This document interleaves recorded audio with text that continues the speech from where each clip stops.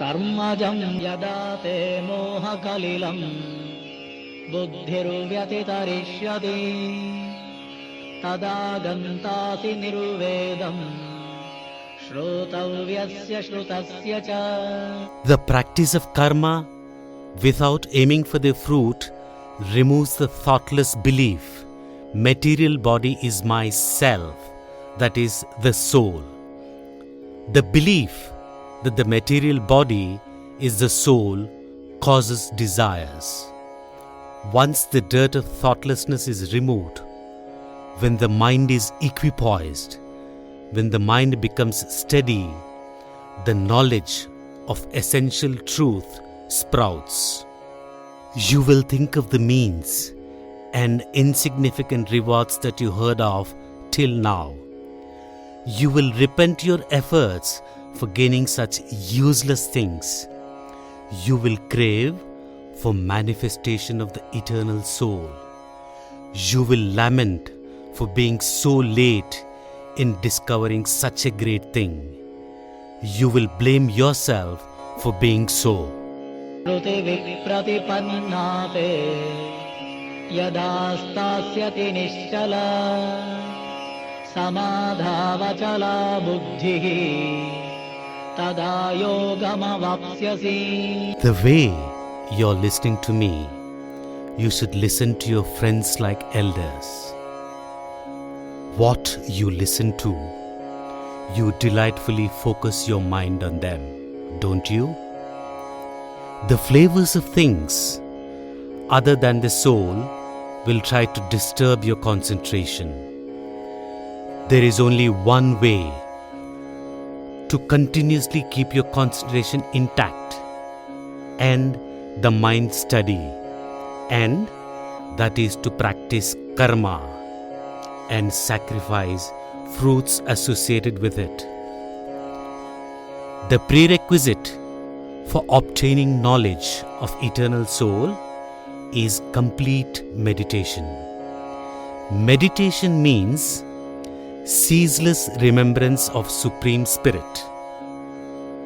To obtain the knowledge of eternal soul, what one needs is complete meditation of the Supreme Soul. Meditation is a form of ceaseless remembrance of the Supreme Soul. A mind that allows meditation is called samadhi.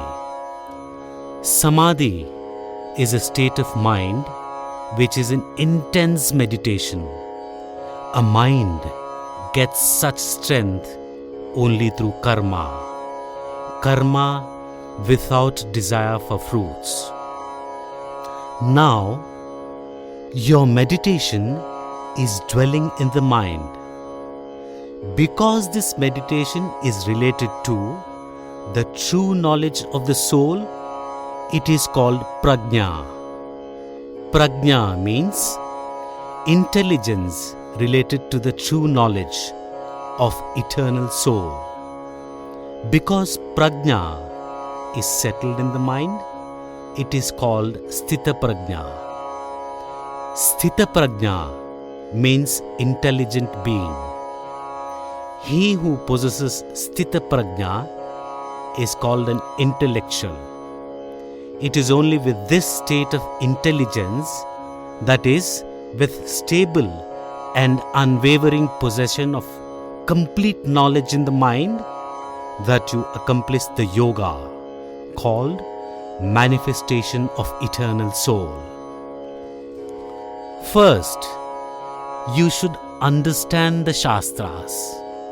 Then, with this understanding, you should obtain the knowledge of eternal entities. Thereafter, practice karma without desire for its fruits. This leads to cleansing of your mind. Then to meditation. Meditation in the form of ceaseless remembrance. Meditation in the form of worship.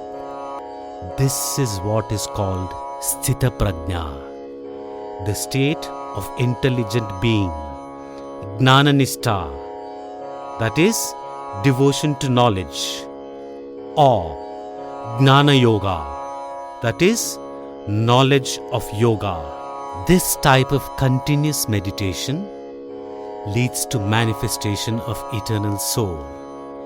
This is the sequence. Arjuna uvacha sthita prajnasya ka bhasha samadhistasya keshava sthitadhi kim prabhasheta kim aseta vrajeta kim.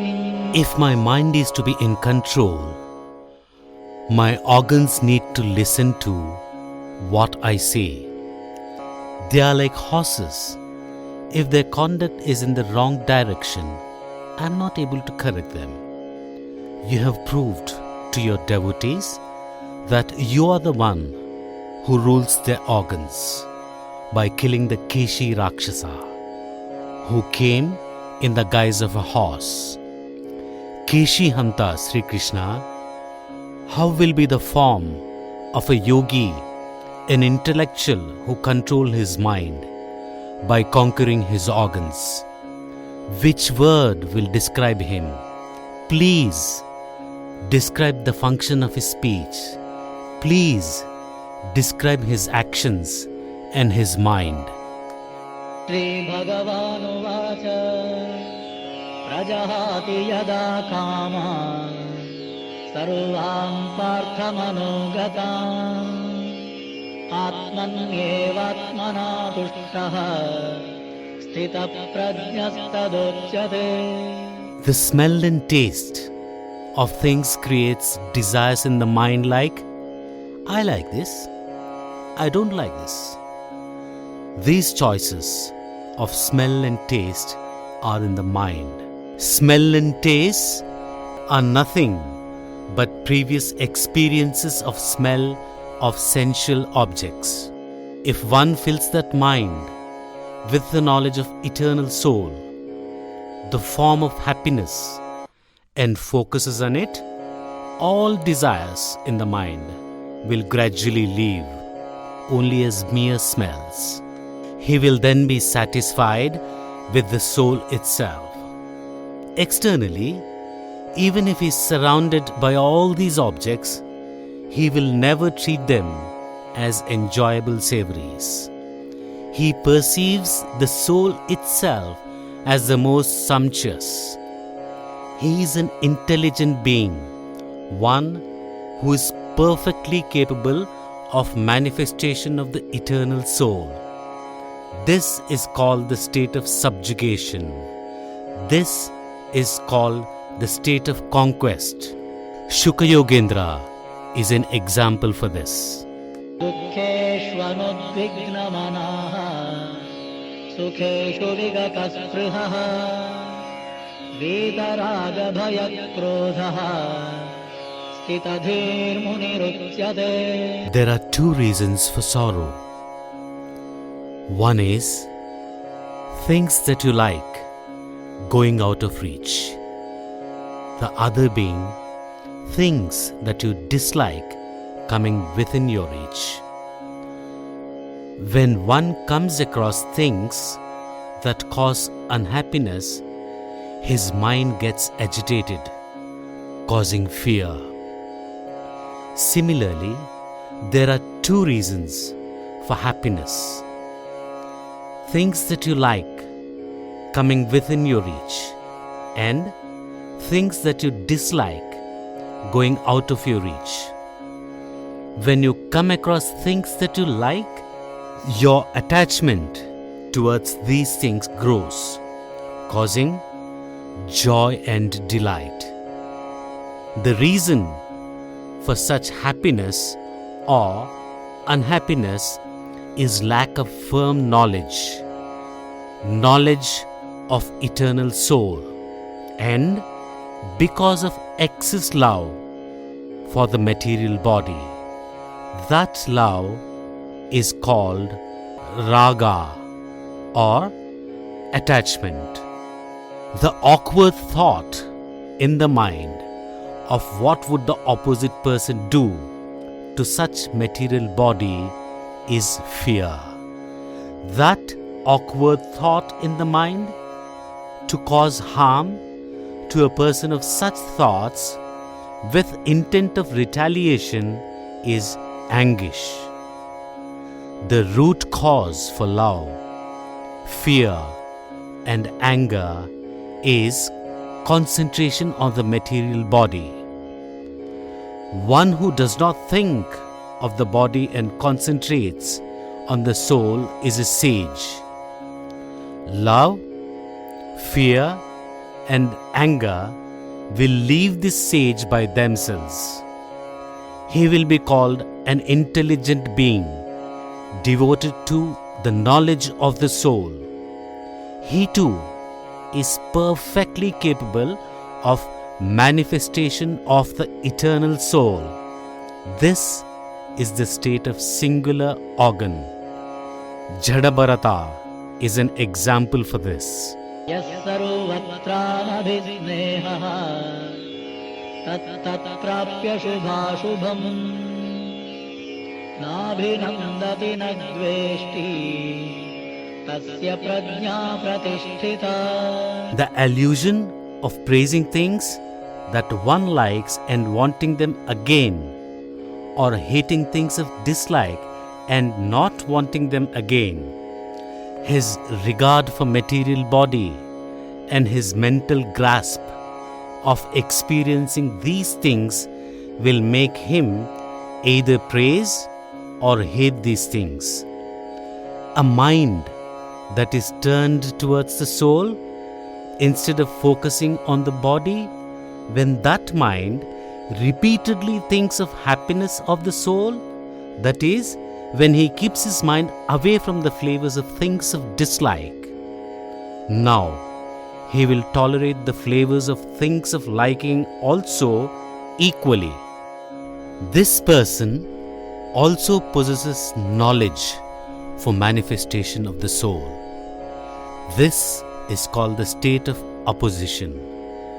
Janaka Maharaj is an example for this. यदा संहरते चायं कूर्मोऽङ्गानीव सर्वशः इन्द्रियाणि इन्द्रियार्थेभ्यः तस्य प्रज्ञा प्रतिष्ठिता.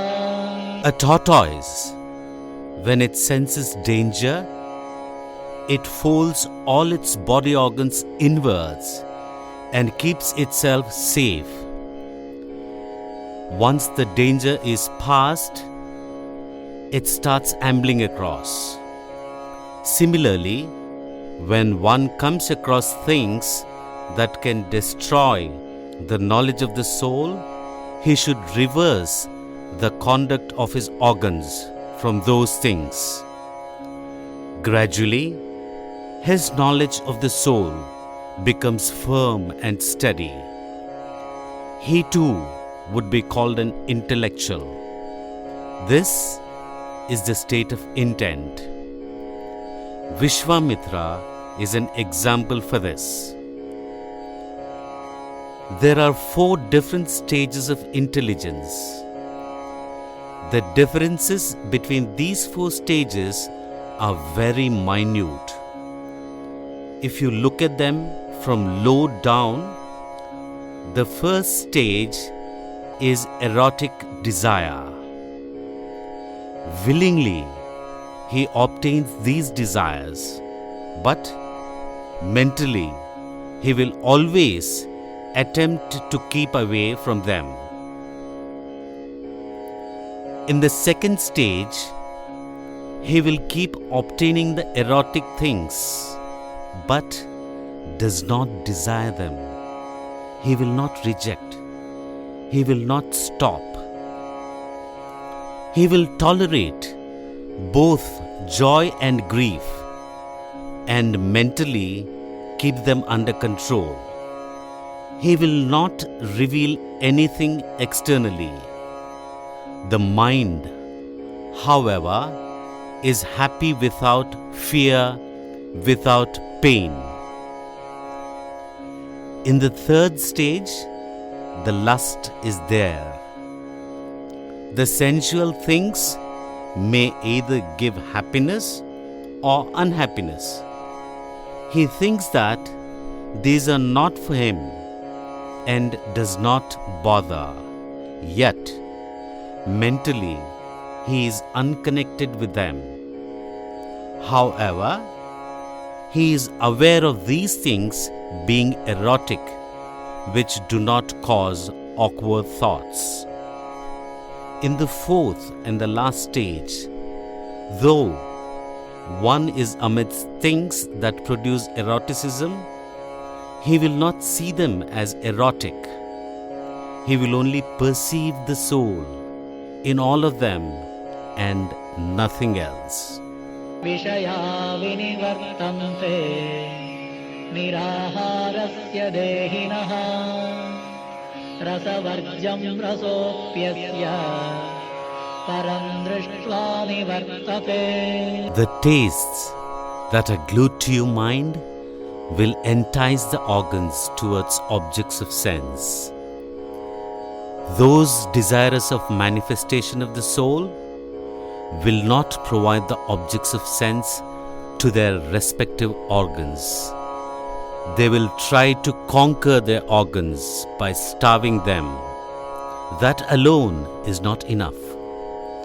By starving the organs, the objects of sense have gone out of reach, but the flavors are still attached to the mind. They are not removed. If these flavors are to be removed, the mind has to be shown the soul which gives much more happiness than the objects of sense.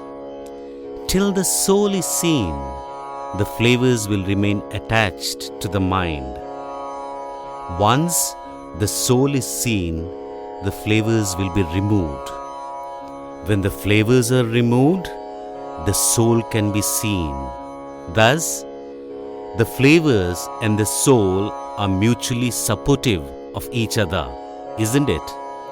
Hence, an attempt has to be made first to keep the objects of sense out of reach, to reduce the appetite for them. However, just by stopping enjoying objects of sense will not give the sight of eternal soul. The love for objects of sense should be removed through constant effort, which leads to manifestation of the soul.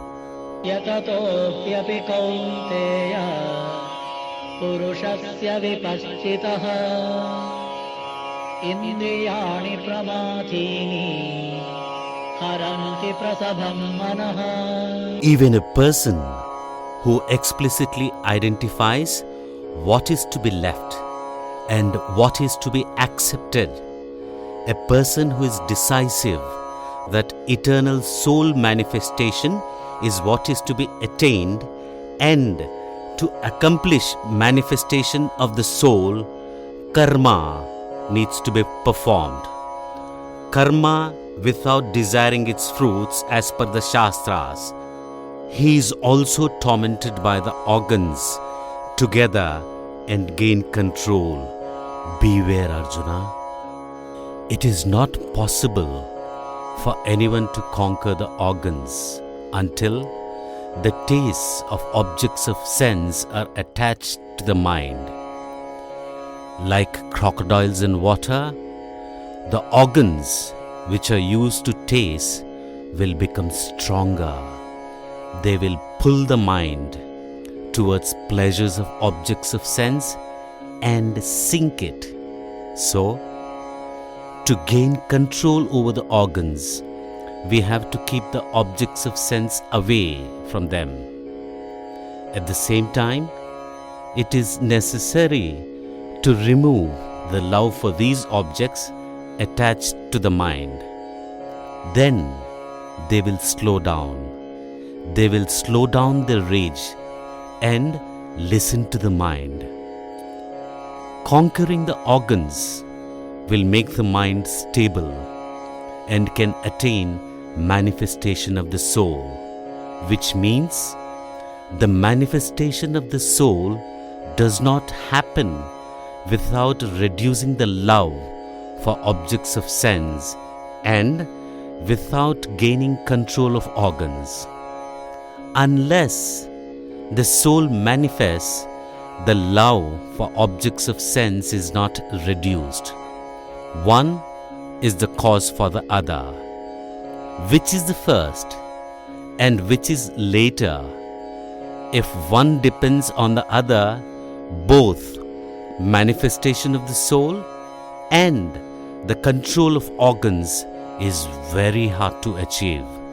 This is an essential fact. तानि सर्वाणि संयम्य युक्त आसीत मत्परः वशे हि यस्येन्द्रियाणि तस्य प्रज्ञा प्रतिष्ठिता. Knowledge of the soul by gaining control of the organs and control of organs with the knowledge of the soul. This way, your mind will not achieve anything if one is dependent on the other. I will tell you an easy idea to keep your mind in control. Unless something greater than the enjoyment of organs is shown, the love for objects of sense attached to the mind will not go. You cannot show such a great soul.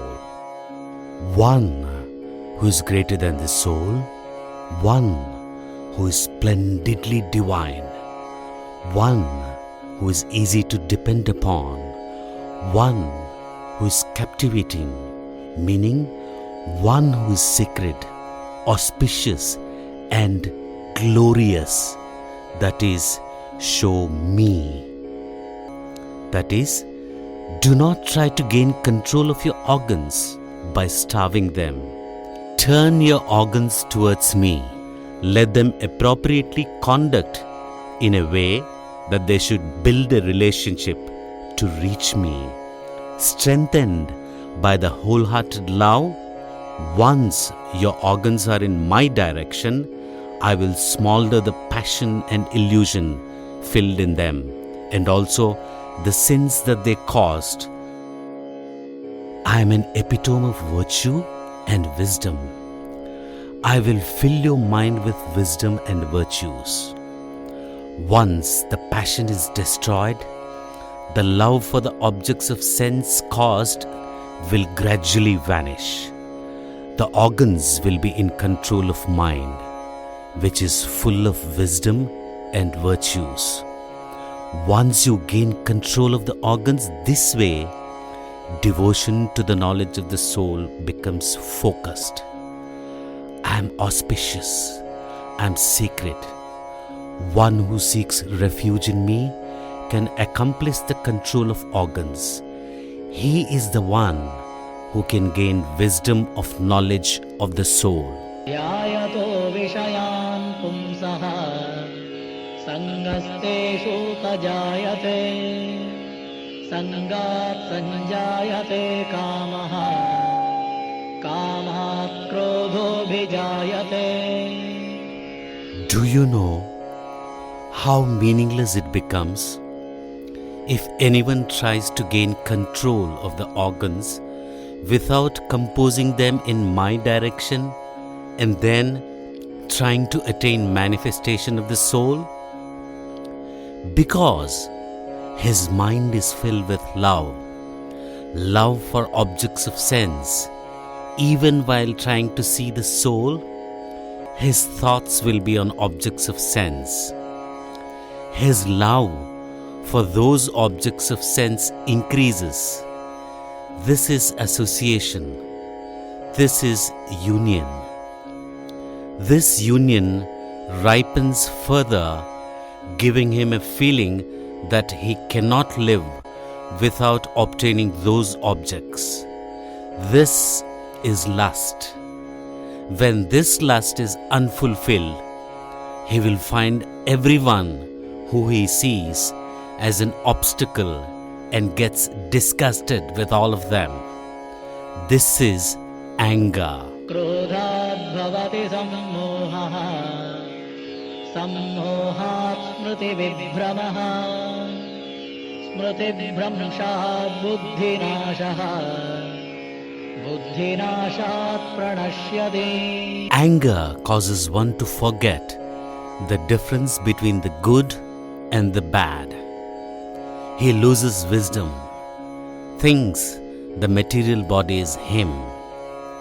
He will be of the wrong notion that the material body itself is the soul and will again be bound by the family and forget the soul.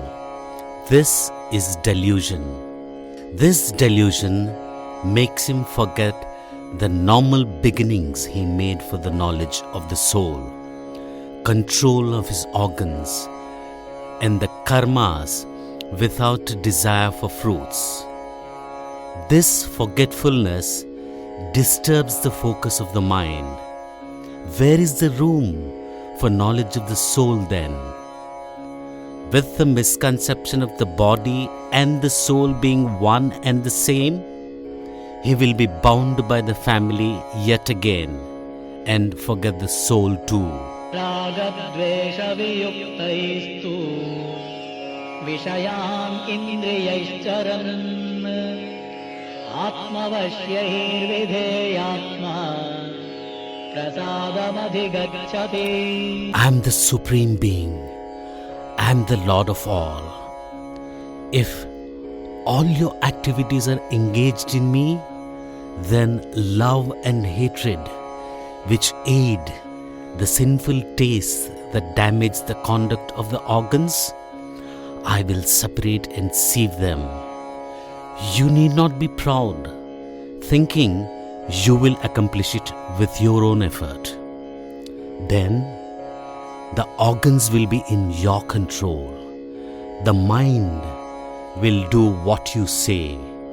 You will not surrender to the objects of senses, even if you encounter them, because you're in control of your mind. You will despise them. You're becoming a man of pure mind. Such a pure mind is called Manah Prasadam, that is, a brilliant mind. प्रसादे सर्वदुःखानां हानिरस्योपजायते प्रसन्नचेतसो ह्याशु बुद्धिः पर्यवतिष्ठते. The love for objects of sense is an obstacle for exclusive flow of knowledge of the soul, which leads to manifestation of the soul. Thereafter, the Raja and Tamo gunas, the attributes of passion and illusion that cause grief, are also destroyed once the mind is purified. One who practices with such a clear and pure mind, the knowledge of the soul will be stable and wise. Very soon, his knowledge of the true state of the soul also gets firm. नास्ति बुद्धिरयुक्तस्य न चायुक्तस्य भावना न चाभावयतः शान्तिः अशान्तस्य कुतः सुखम्. I am the Supreme Soul. I am the Lord of all. If one does not focus his mind on me, he will not gain the knowledge of a thing called soul. One who does not possess the knowledge of the soul, he cannot devote himself to the soul. One who does not always remember or meditate on the soul, his desire for objects of sense does not reduce. The rage of organs will not subside. It will not calm down. Where is happiness for one whose mind is not peaceful? He will not get happiness which is secure. इन्द्रियाणां हि चरतां यं मनोनुविधीयते तदस्य हरति प्रज्ञां वायुर्नावमिवाम्भसि. The organs of a person cannot stay without enjoying the objects of sense as he is living in nature. When the objects of sense are provided to the organs, doesn't it mean the objects are for indulging in their sensual pleasures? I had advised you that the objects meant for the service of the Lord are reaching the organs. That is why I have nothing to do with their resultant fruits. This strong belief should be in the mind. Then, even though the organs are in the midst of objects of sense, the mind is on me, isn't it? When those objects are enjoyed by you, they will not be able to do anything to you because of my influence. The mind, because of knowledge of the true state of the soul in it, will facilitate manifestation of the soul. If you chase the objects of sense that the organs enjoy, you will lose the thought of soul. The perseverance, the diligence required for attaining manifestation of the soul will be like a boat without a rudder. It will lose direction with the wind and move with the flow of water and will not reach its destination. Likewise, in a flow of water called the pleasures of objects of sense, with the wind called the enjoyment of organs, the boat called mind will forcefully push him away from the destination called the happiness of the soul and drown him in the family. तस्माद् यस्य महाबाहो निगृहीतानि सर्वशः इन्द्रियाणीन्द्रियार्थेभ्यः तस्य प्रज्ञा प्रतिष्ठिता. Therefore, you must put the rudder of your mind in my hands. I am shrewd. I will see that the boat reaches its destination. Are you thinking that you will restrain your organs with your physical strength? Oh, great man, Arjuna, how much ever strong you may be physically, you will be crushed against the strength of your organs. Only one who entrusts the burden to me and commands the organs will have the stability of the knowledge of real state of the soul in the mind. This is described earlier as the state of self-control, which is control of senses. या निशा सर्वभूतानां तस्यां जागर्ति संयमी यस्यां जाग्रति भूतानि सा निशा पश्यतो मुने. The thought of a thing called soul does not glow like a night for all living beings, but the one with the knowledge of real state of the soul in the mind will be enlightened with a thing called soul. The thoughts related to the enjoyment of organs will glow like a day in all living beings, but one who is engaged in the thoughts of the soul, the matter of sensual pleasures will not glow like a night. आपूर्यमाणमजलप्रतिष्ठम् समुद्रमापप्रविशन्ति यद्वद् तद्वत्कामायं प्रविशन्ति सर्वे स शान्तिमाप्नोति न कामकामी. Normally, the ocean is always filled with water on all sides. Many rivers will continuously flow into it. The ocean is not overflowing with the water it receives from the rivers. It does not cross the shores. It does not wish to receive more water. It does not stop the water it receives. It does not sink because of the water it does not receive. It does not overflow just because it receives water. It always remains within its boundaries, profound and tranquil. Similarly, a man who engages himself in meditation of the soul will not desire the objects of sense even when they are reaching him. He will not blame the objects when they don't reach him. He will neither overflow with joy nor sink in despair, and continue his devotion to the soul uniformly without losing focus. And that's the way to be. One who remains like that, his mind will be purified and he will accomplish the knowledge of the true state of the soul. He is the only one who will attain peace, but not the one who desires sensual gratification. This has been described as the state of opposition. विहाय कामान् यः सर्वान् पुमांश्चरति निःस्पृहः निर्ममो निरहङ्कारः स शान्तिमधिगच्छति. Aham means soul, which is a living being.